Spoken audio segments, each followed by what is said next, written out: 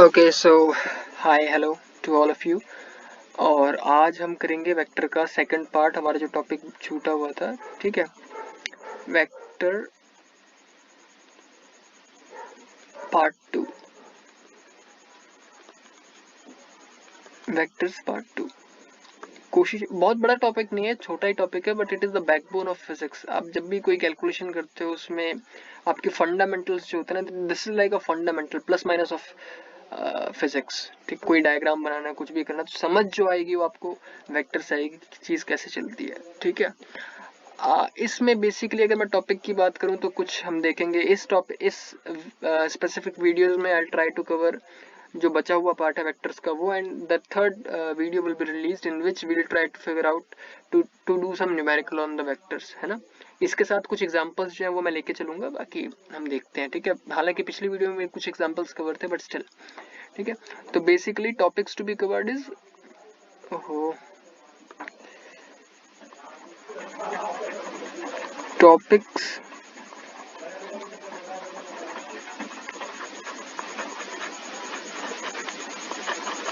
Is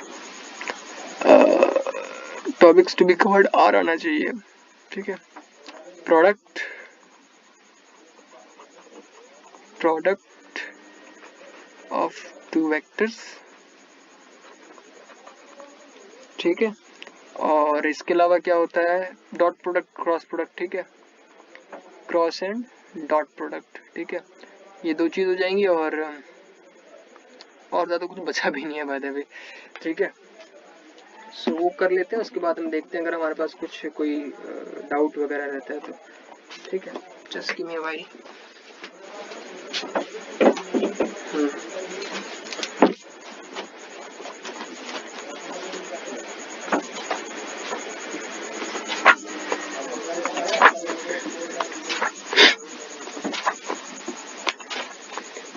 कोशिश करेंगे हम कि साथ के साथ हम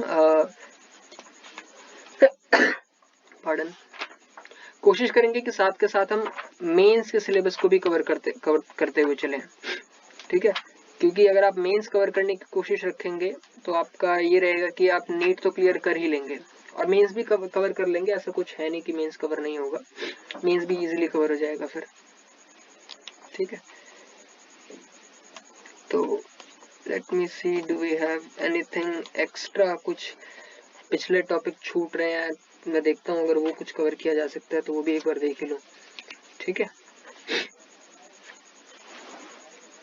स्केलर वेक्टर्स में बता, चलिए पहले मैं आपको अभी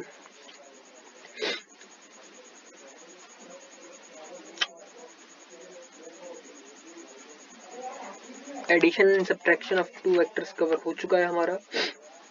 ठीक है, ट्राइंगल ऑफ वेक्टर एडिशन हम देख चुके हैं, सब्ट्रैक्शन कैसे किया जाता है वो मैं आपको बता चुका हूँ, कंपोनेंट ऑफ वेक्टर कैसे लिया जाता है वो भी हम कवर कर चुके हैं। ठीक है, इसके अलावा अगर आपके पास आता है सिंपल सा भी प्रोडक्ट ऑफ टू वेक्टर ही बचा हुआ है, जहां पर आपका डॉट प्रोडक्ट और क्रॉस प्रोडक्ट आता है।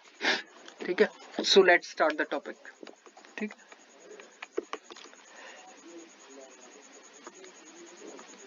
ठीक है। तो यहाँ पर लिखेंगे हम product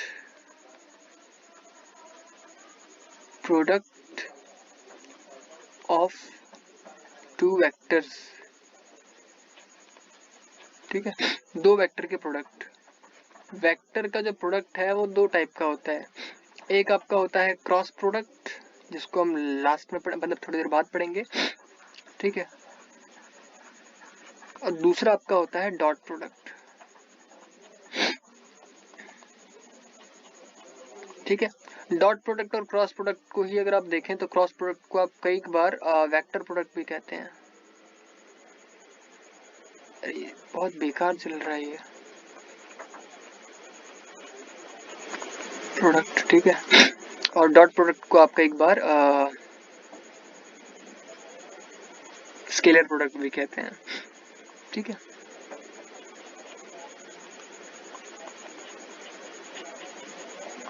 sorry for being very slow. Now we'll start, directly jump into the topic, jump on to the topic. ठीक है, so आपका सबसे पहले आ जाता है स्केलर प्रोडक्ट, प्रोडक्ट ठीक है, इसी को आप क्या कहते हैं, डॉट प्रोडक्ट कहते हैं। तो देखिए आपके पास कभी भी दो वेक्टर दिए होंगे, वेक्टर ए जिसका आप कह सकते हो A1 आई कैप प्लस A2 जे कैप प्लस A3 के कैप। इसी के अलावा आप देख सकते हो तो आपके पास एक दूसरा वेक्टर दिया होगा B। अगर B की बात करो तो आपका हो जाएगा B1 आई कैप प्लस B2 जे कैप प्लस B3 के कैप। ठीक है, अगर आपको कभी इसका डॉट प्रोडक्ट करना है, ठीक है, अगर आप कभी इसका डॉट प्रोडक्ट करना चाहते हैं तो आप लिखेंगे A डॉट B। ठीक है, A डॉट B आपका कितना होगा, मुझे जुकाम हो गया यार। ठीक है, A1 B1 plus A2 B2 plus A3 B3, और कुछ भी नहीं होता है। ठीक है, बाकी सारा आइटम जो है वो कैंसिल हो जाता है। तो अगर मैं इसके मैग्नीट्यूड की बात करना चाहता हूँ, ठीक है, तो आप कभी लिखते हैं A डॉट B, तो आप इसको ऐसे लिखते हैं magnitude of A into magnitude of B into cos of theta, where theta is the angle between A and B. Theta is angle between A and B. ठीक है, अब यहाँ तक क्लियर है। इसके बाद थोड़ा सा आगे बढ़ते हैं। बाय द वे यही इसी से आपको यहाँ पर ये भी पता पड़ रहा है कि I dot I is equal to J dot J is equal to K dot K, that is equal to 1। इसके अलावा जितना भी है सब नेगेटिव होता है। क्यों? क्योंकि आप देखिए I डॉट अगर आप J करने की कोशिश करते हैं, ठीक है, तो I डॉट J करेंगे तो I का मैग्नीट्यूड कितना है 1, J का मैग्नीट्यूड कितना है 1, और दोनों के बीच में एंगल कितना है cos of 90 degree. cos 90 degree कितना होता है 0, तो ये आपका सिंपली कितना हो जाएगा 0। ठीक है, तो इस बात को ध्यान में रखना है। ठीक है, कि I dot J, J dot K, K dot I या फिर वाइस वर्सा ये सारे 0 रहते हैं। ये जो है वो चीज़ आपको याद रखनी है। ठीक है, ये जो ठीक चीज़ है वो आपको याद रखनी है। थिकनेस थोड़ी सी बढ़ा लेते हैं चीज़ों की। ओहो, इसको 2 पे रख के चलते हैं। Now moving on. ठीक है, यहाँ से आपको ये पता पड़ गया कि जैसे हमने बताया कि A vector dot B vector is equal to AB cos theta. जहाँ मैंने A और B लिखा है इसका सिंपल मतलब है कि इसका मैग्नीट्यूड है। ठीक है, AB cos थीटा होता है।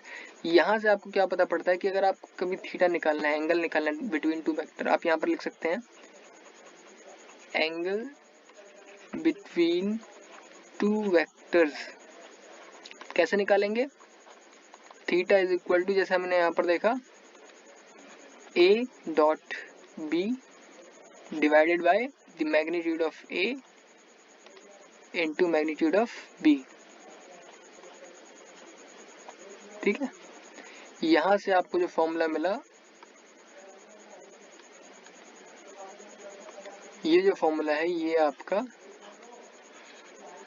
मैग्नीट्यूड के लिए, एंगल के लिए है, angle between two vector, that is theta is equal to A dot B upon A B। ठीक है, अभी कुछ प्रॉपर्टीज की वैसे कोई बड़ी बात इसमें है नहीं। प्रॉपर्टीज की अगर हम बात करें तो हम कुछ प्रॉपर्टीज इसकी देख सकते हैं।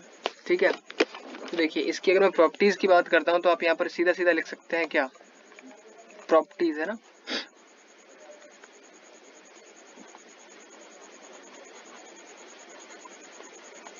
Properties of dot product. ठीक है, डॉट प्रोडक्ट की मैं प्रॉपर्टीज की बात करता हूं तो आपको ये पता है कि ये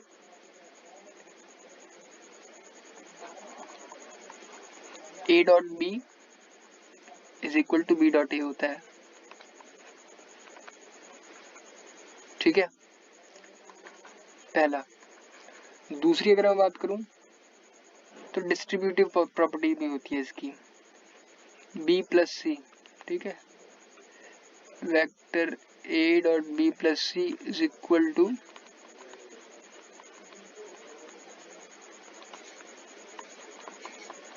डॉट सी, ठीक है। थर्ड,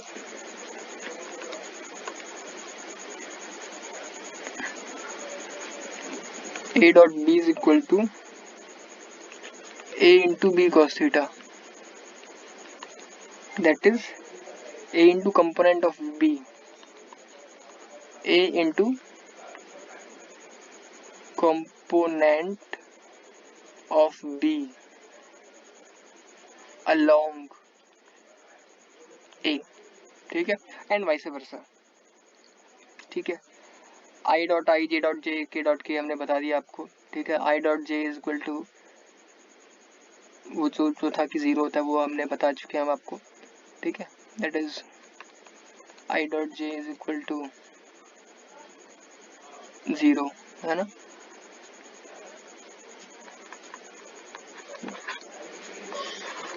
पांचवे की बात करते हैं तो I dot I is equal to J dot J is equal to K dot K. Just एक सेकेंड,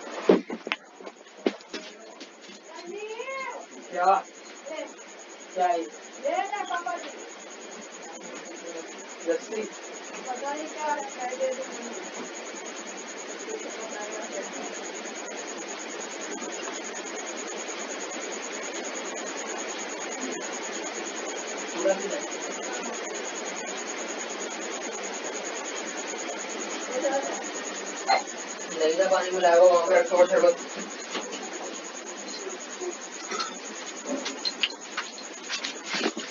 ठीक है, so I dot I is equal to J dot J is equal to K dot K, that is equal to 1 which we already have return above. ठीक है, ये सारी चीजें मतलब इतनी ज्यादा मेन भी नहीं दिखाई दे रही हैं अगर हम बात करें तो, बट ठीक है, याद रखने में क्या बुराई क्या है। कॉस थीटा कैसे निकालते हैं मैंने बता दिया, cos theta is equal to A B upon A, I mean magnitude of A and B, ठीक है।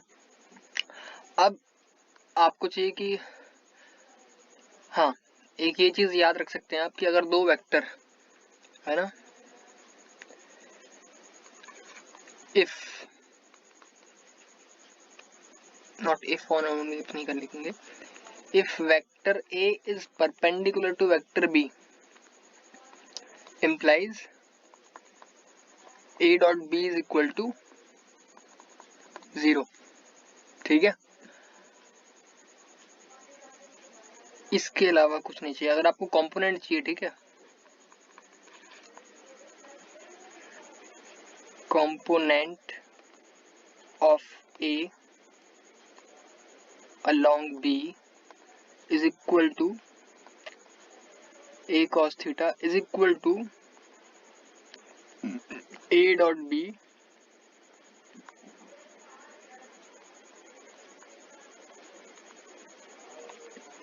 अपॉन मैग्नीट्यूड b, ठीक है।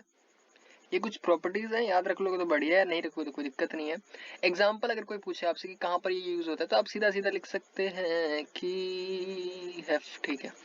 आप सीधा सीधा रखते हैं, जैसे फोर्स आपने पढ़ा होगा, है ना, force F is equal to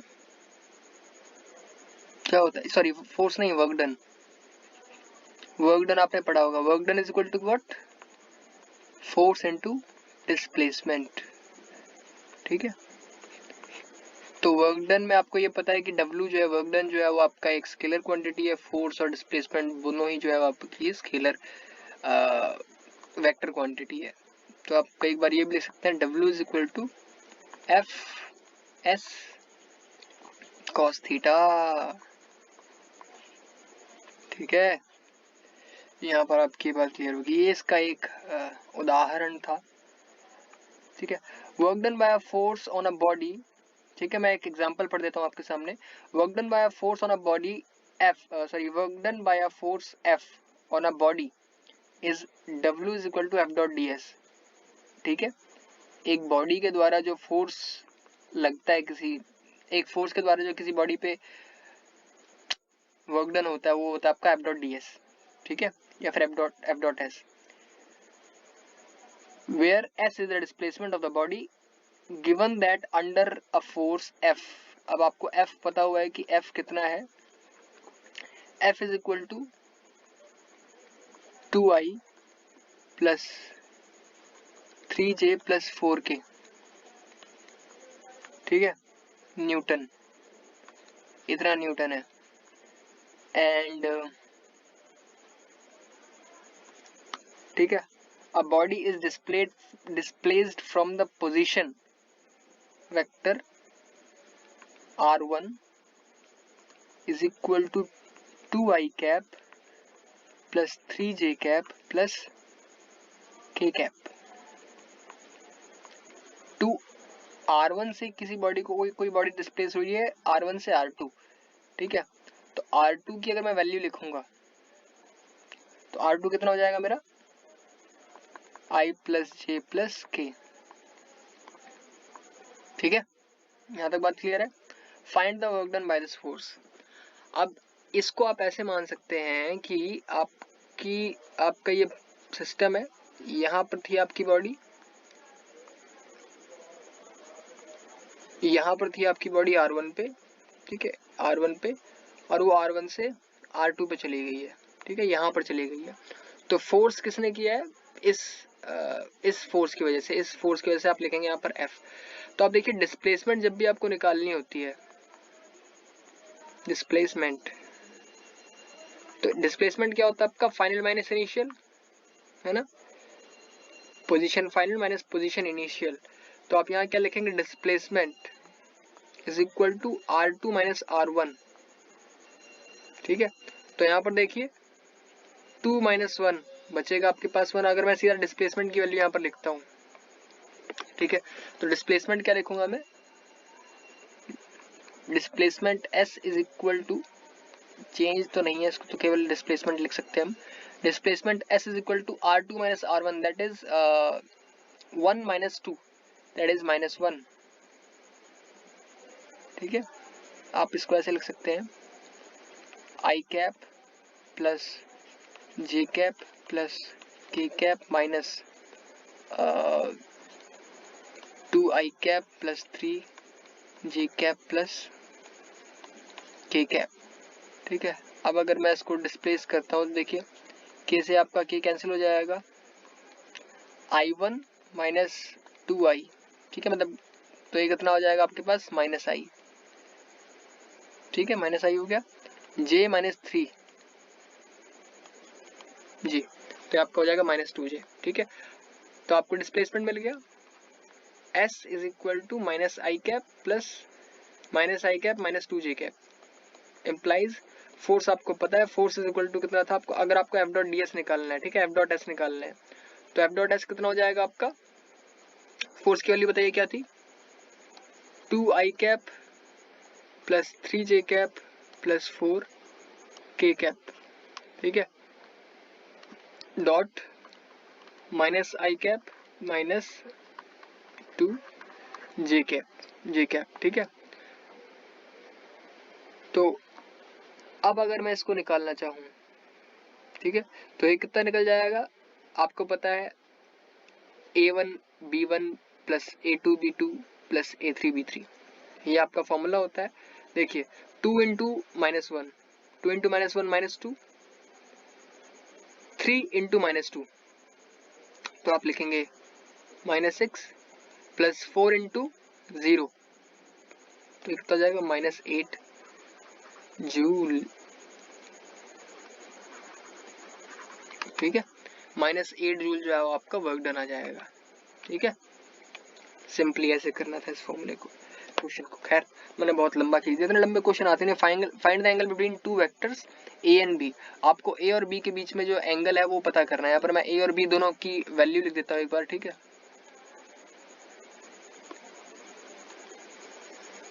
आपके पास एक वेक्टर है ए, ठीक है, जिसकी वैल्यू कितनी है, जिसकी वैल्यू है मान लीजिए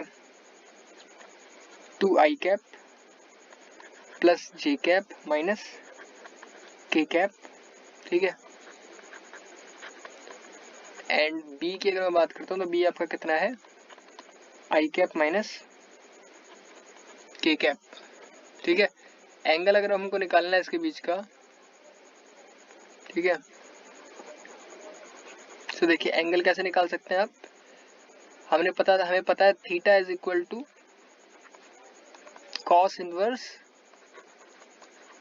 ए dot B upon A B, यहाँ पर ए और बी इसका मैग्नीट्यूड है, तो आप लिखेंगे कॉस इनवर्स, ठीक है, 2 इंटू 1 दैट इज 1, जे वाला कंपोनेंट है तो जे जीरो हो जाएगा, -1 इंटू -1, ठीक है, माइनस के इंटू माइनस के दैट इज प्लस के, तो आप यहाँ पर लिखेंगे +1, ठीक है, ओके, सॉरी देखिए 2 इंटू 1 2 हो जाएगा ना यहाँ पर, ठीक है, इरेजर कहाँ है भैया, ठीक है,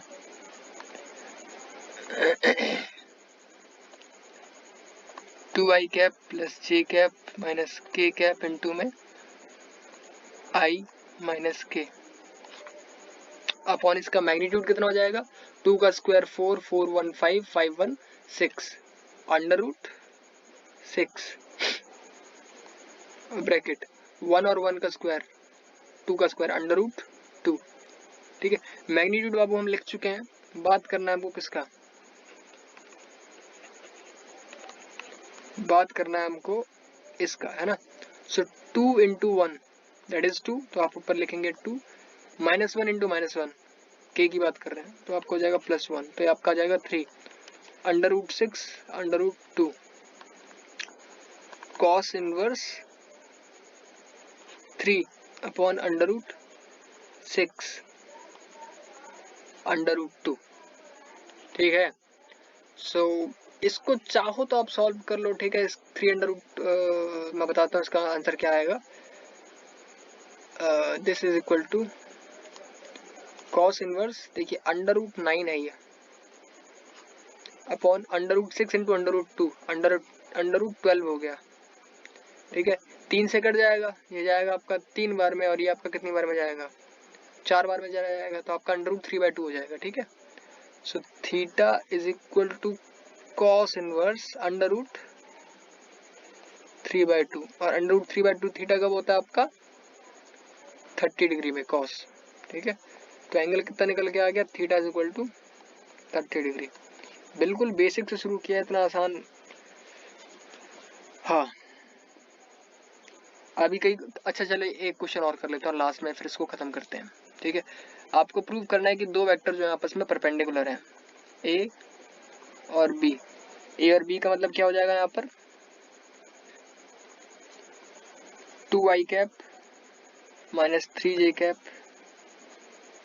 प्लस के कैप, बी कितना है आपका, बी है आपका आई कैप प्लस जे कैप प्लस के कैप, अगर ये म्यूचुअली परपेंडिकुलर है तो ए डॉट बी कितना होना चाहिए, 0 होना चाहिए, एम्प्लाइज 2i, इसको मल्टीप्लाई करते हैं, डायरेक्टली मल्टीप्लाई करते हैं, 2 इंटू 1 आप लिखेंगे 2 माइनस 3 प्लस 1, आप देखिए क्लियरली 0 आ रहा है, इसका मतलब ये है कि ये परपेंडिकुलर हैं, बात खत्म, ठीक है, यहाँ पर आपका डॉट प्रोडक्ट कंप्लीट होता है, अब हमें करना है क्रॉस प्रोडक्ट, क्रॉस प्रोडक्ट क्या होता है, देखिए क्रॉस प्रोडक्ट की हम बात करते हैं, 3 एग्जांपल हो गया, बहुत ज्यादा हो गया यार, क्रॉस प्रोडक्ट की बात करते हैं,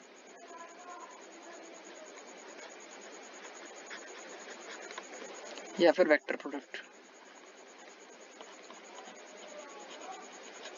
ठीक है, वेक्टर प्रोडक्ट करने से पहले आपको एक बात का ध्यान रखना पड़ेगा कि वेक्टर प्रोडक्ट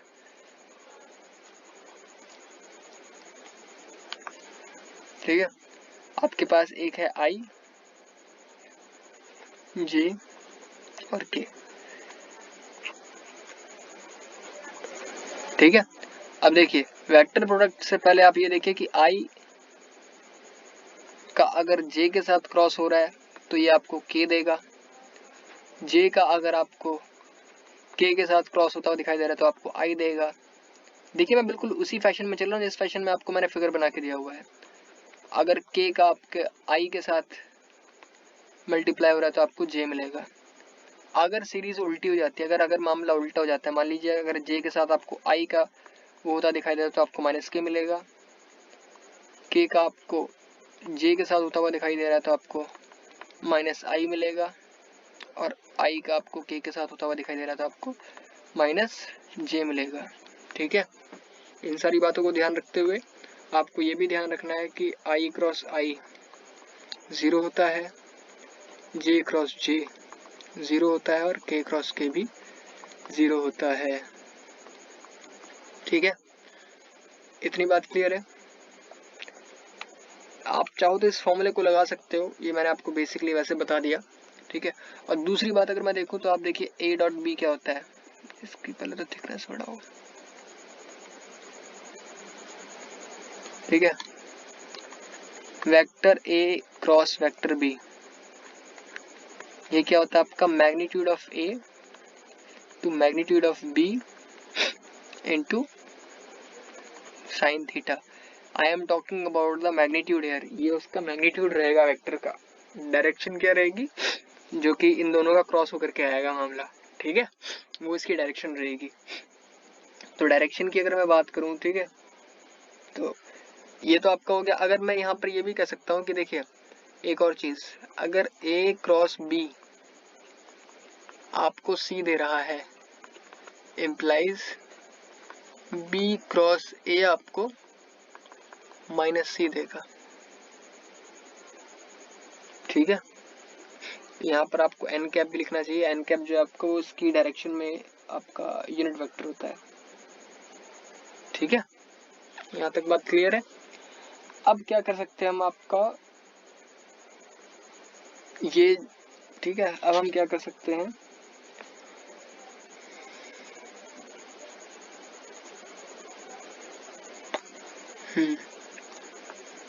ठीक है, इतना क्लियर हो गया। इसके अलावा अगर मैं प्रॉपर्टीज की बात करूं तो ऊपर मैंने आपको प्रॉपर्टी बताई, ये सारी कुछ प्रॉपर्टीज ही हैं जो मैंने यहाँ पर लिखी हुई है। ठीक है, इसको आप 1 कह दो, इसको आप सेकंड कह दो।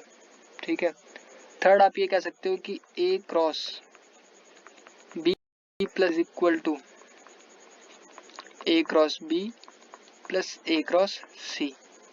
ठीक है, ये सारे वेक्टर हैं यार, इनके साइन को प्लीज भूलना मत यार, वरना मार्क्स कट जाते हैं। ठीक है, ये यहाँ पर क्लियर हो गया। अब इसको सॉल्व करने का दो तरीका होता है। हम दो वेक्टर की बात करते हैं, केवल छोटे छोटे से वेक्टर की, है ना, उसके बाद हम बड़े बताएंगे। बड़े बताने के लिए दिक्कत हो जाएगी। मान लो आपके पास एक ए वेक्टर है 3i प्लस 4j, ठीक है, जिसका आपको y के साथ करना है। ठीक है, जो कि आपका मान लो 5i प्लस 4k। ठीक है, तो देखो जब इसका मल्टीप्लिकेशन होगा तो आप लिखोगे 3i प्लस 4j का क्रॉस 5i प्लस 4k के साथ। ठीक है, तो देखिए इसको अगर मैं सॉल्व करता हूं तो,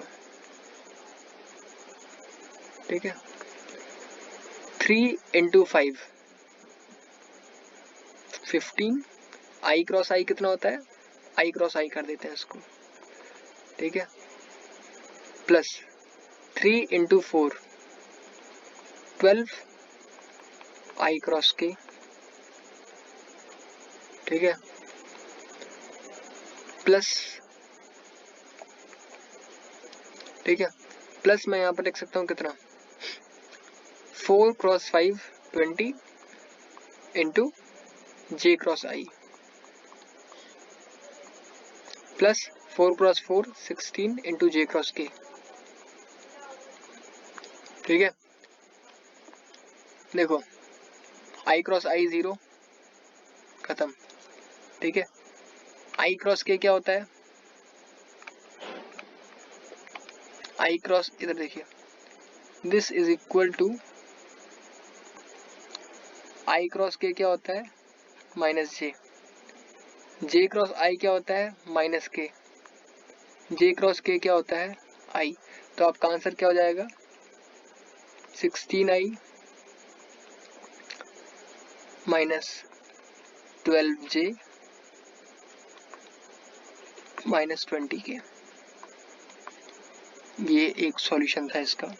छोटा मैंने इसलिए क्योंकि बड़ा हो नहीं पाता, बड़ा बहुत लंबा होता। ठीक है, जब भी आपको दो वेक्टर दिए हुए हैं, ठीक है, तो उनका प्रोडक्ट कैसे करना है, मैट्रिक्स मेथड से। A क्रॉस B, ठीक है, ऊपर लिखोगे I J K, ठीक है, A1 A2 A3, इसको X Y Z कह दो, ठीक है, BX BY BZ। पहले क्या करना है आपको, पहले आप I के रिस्पेक्ट में सॉल्व करोगे। I के रिस्पेक्ट में सॉल्व करो तो ये मामला कट जाएगा। तो आप लिखोगे I क्रॉस, इसका इससे मल्टीप्लिकेशन होगा, that is AY into BZ, minus इसका इससे मल्टीप्लिकेशन होगा AZ इंटू BY। अब सेकंड वाले पे जाएंगे J, तो J के लिए ये रो और ये कैंसिल हो जाएगा, ठीक है। अब देखिए AX का BZ के साथ मल्टीप्लिकेशन होगा, ठीक है, माइनस लिखेंगे माइनस J, आप लिखेंगे AX BZ minus AZ BX, ठीक है। सिमिलरली K के लिए करेंगे, ठीक है, ये रो कैंसिल हो जाएगा, आप यहाँ पर लिखेंगे प्लस K कैप, इन दोनों का मल्टीप्लिकेशन आप लिखेंगे AX BY minus BX AY। Simple सा है ये, ठीक है। तो यहाँ पर आपका आंसर आ जाएगा। इसी चीज को, फॉर्मूले को आप ध्यान में रखते हुए, जैसे हमने ऊपर वाला एग्जांपल आपको दिया था अभी जस्ट, ठीक है, उसको लिखने की कोशिश करते हैं। मान लीजिए इससे लिख रहे हैं, ठीक है,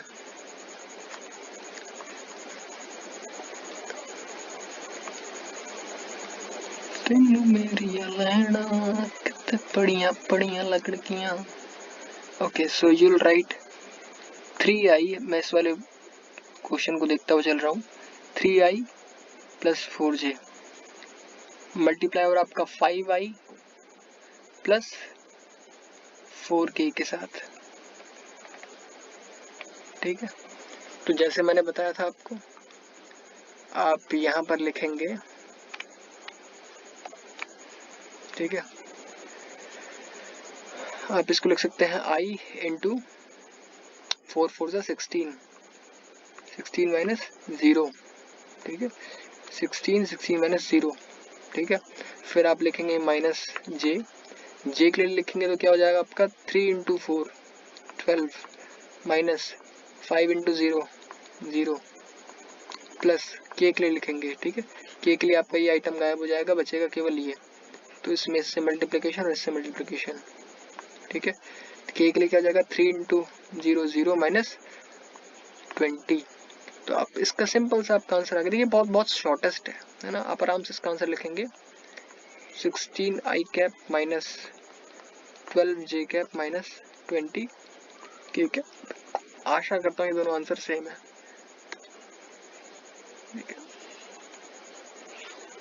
देखते हैं।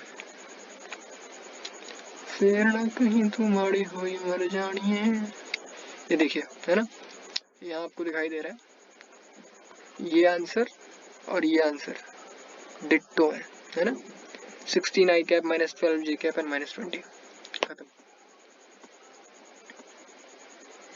इससे ज्यादा आपका अभी और कुछ मेरे ख्याल से नहीं बचता है इस वेक्टर में, ठीक है। जहां तक था वहां तक मैंने आपको बता दिया।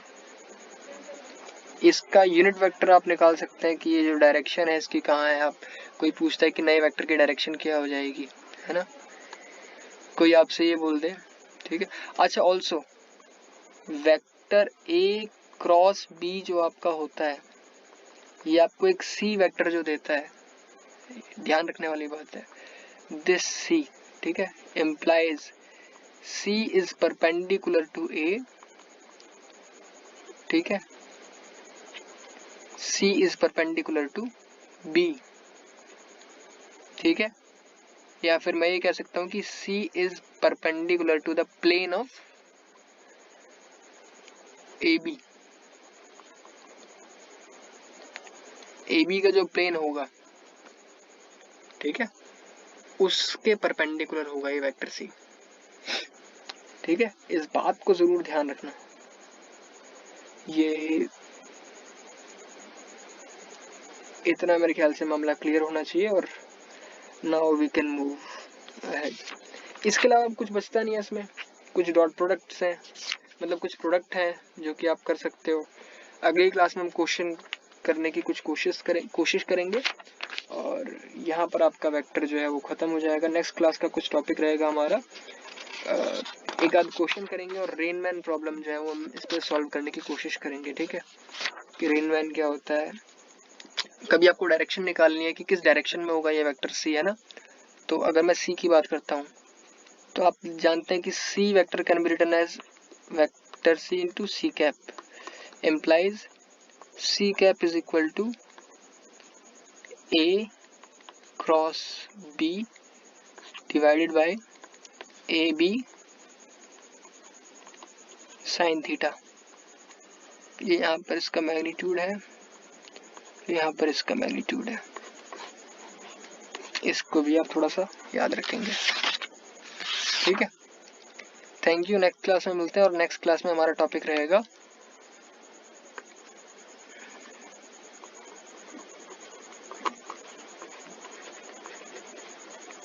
Rain and man problem.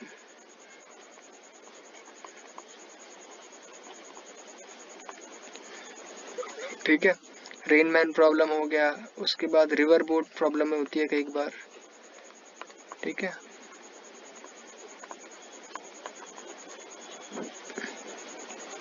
Obviously इसके ऊपर कुछ एग्जांपल्स रहेंगे, ठीक है। ये 3 टॉपिक हम ट्राई करेंगे कि नेक्स्ट क्लास में हमारे कवर हो जाए। और इससे पहले इंट्रोडक्शन रहेगा आपका, है ना, वेलोसिटी से, intro to velocity and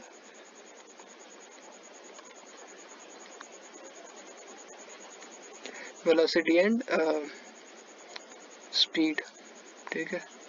speed क्या होती है, वेलोसिटी क्या होती है, रिलेटिव वेलोसिटी क्या होती है, सिटी क्या होती है, ठीक है। और बस इतना ही है।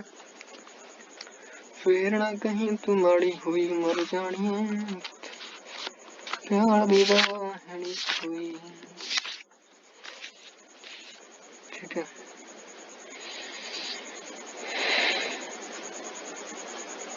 इन द डायग्राम शोन, ठीक है। चलिए, thank you for watching, will meet again.